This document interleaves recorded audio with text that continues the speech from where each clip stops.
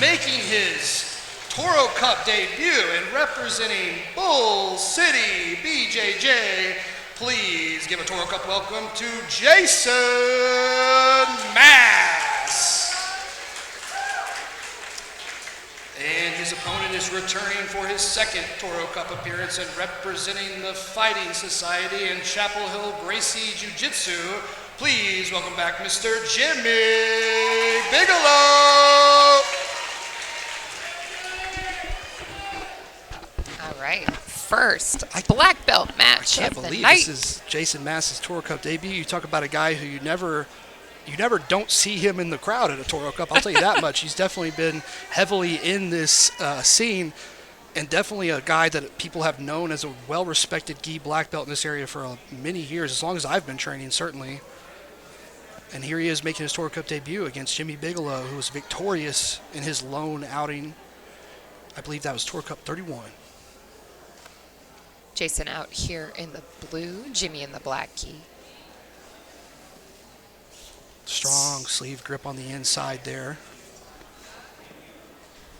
For Bigelow, he's got the high collar now as well. You can tell neither guy afraid of a little stand-up in the gi.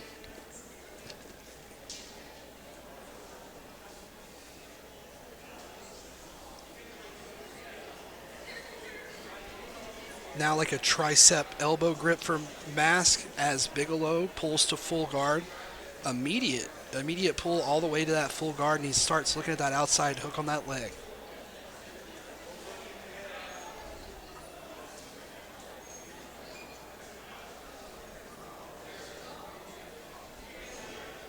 Little collar sleeve action on the bottom.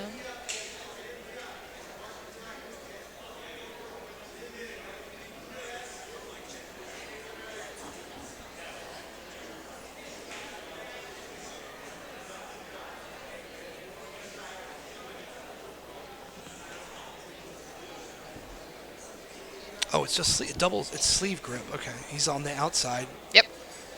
Looking to force that arm across the center line So he kind there. of took advantage of the collar grip. Once he broke the collar grip, he kept it right there. I couldn't tell who was controlling that from my point of view for a second.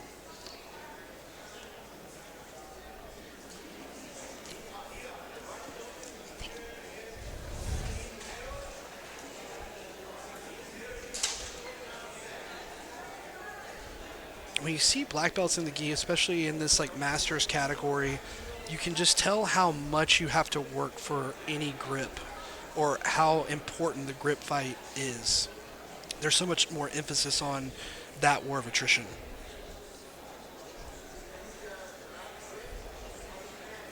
It takes a little more time to set up what you're hunting in the gi, and I think that's where people have their gripes about it, right? Yes. But yes. man, it is such an art form, though. Just the little things you learn, like when I grab the sleeve, instead of pulling like this, I turn my hand. Just the little small details make such a big difference in this game. Yes. Ooh, using it to come on top. Yeah, that's nice by Bigelow. I think that's what he was trying to set up most of the time he was down there. It's almost from when he was looking immediately from the full guard, he was looking like he was trying to set up a hip bump sweep, which if you hip bump sweep a black belt, you're obviously extremely good at jiu-jitsu. That's especially one of my favorite sweeps. Yeah. I mean, mine too. I like it for the triangle possibilities that come with it. Yes, exactly. That's what you end up having to do against people that are wise to the game most of the time. Ooh, good pass here. Great passing, great cross face on that collar from Bigelow. Looks like he's working around in north-south to keep himself away from that half guard.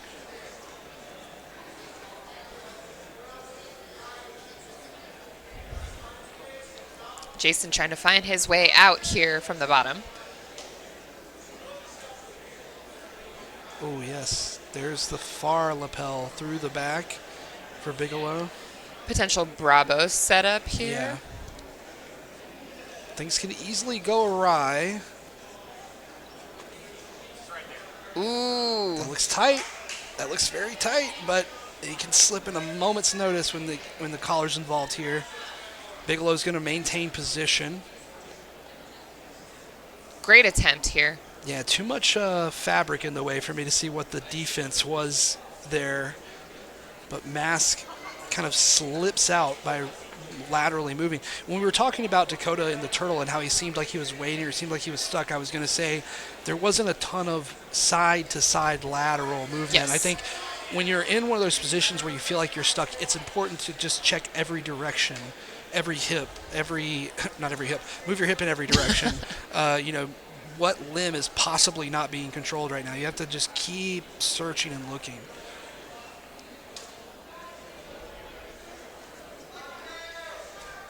A lot of movement here from Jimmy on top. Points to times set up another choke. coming up very soon here with him in the top position. And he can keep looking for this choke setup. We already saw him fish on this one time, but if he just comes up to knee on belly or tries to go to the mount, he can get his points here. And he's certainly not rushing the finish by any means, but it does look like he's not putting any illusion on what he wants here. Looking for that knee on belly. Yeah, he's going to get some points out of this. It looks like if he's going to settle, Sean looking for that settled hip and shoulder. And there it is, 2 points on the board. Ooh, we're going for that. Oh, this is interesting. Yeah, another move where it's like, okay, if you tap a black belt with this, you get my respect points, Oh, sliding over to the Uses mount. it to beautifully pass the mount. It's going to be 4 more on the board for Bigelow. Beautiful. Just effortless transitions. Because Mask was so worried about the attack, he didn't have time to set up his defense for the positional change. The old bait and switch. Yeah, that's Black Belt Jiu-Jitsu 101, right? Looking to isolate this arm here. Sean Zorio, 0 camera awareness. Love him to death. Bigelow trying to flatten Mask back out because Mask keeps coming up onto his side. Now he's looking at that punch choke. I'm sure they call that something different in the gi. Yes. Or a smother. Yeah, I'm sure that gi is nice and moist by now.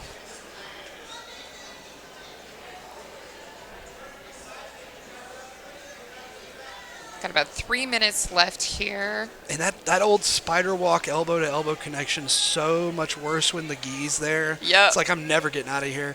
But Bigelow doesn't seem eager to deal with that. He kind of looked at it once or twice, but instead he's using his knees to walk those arms up and keep them away from the hips. He keeps going for the Ezekiel.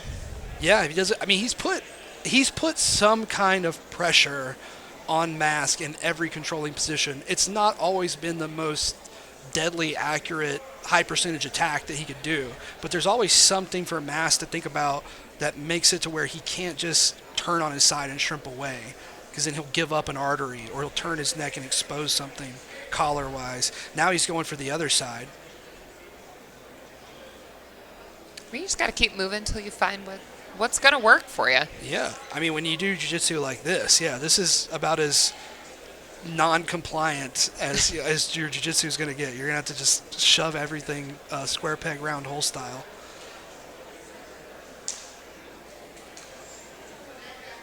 But just when we think it's all smash and grab, there's that little bit of what we saw earlier where he took them out, he's still thinking about the game at all times.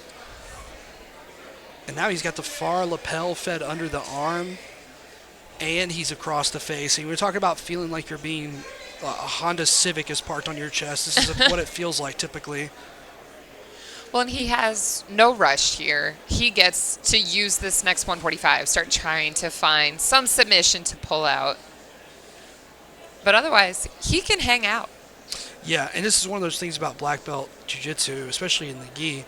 It's like Mask knows enough jiu-jitsu to not give Bigelow anything to work with. Yep. And Bigelow can't necessarily force anything to happen without giving up position. So there's no motivation for him to rush. He's in the lead points-wise, so he's going to keep attacking. But unless there's a drastic change in the energy level of Mask, I don't see anything really going all the way through. Nice little black belt stalemate, Yes. if you will. Yeah. And you would think that, like, the mount is such a dominant position that it should be easy to get something going. But you know, this guy's been training for a long time. This is the closest choke has been. We see Mask is freaking out now. inside his own sleeve is Bigelow. This looks like it's going to be over right here. He got it. He fished for it for a long time. It looks like he got it. Mask is still in it. I'm sure it was very tight because he was moving in a way that only a man who's being choked moves. You see those legs start to pendulum. Yeah. You're trying to find your way out.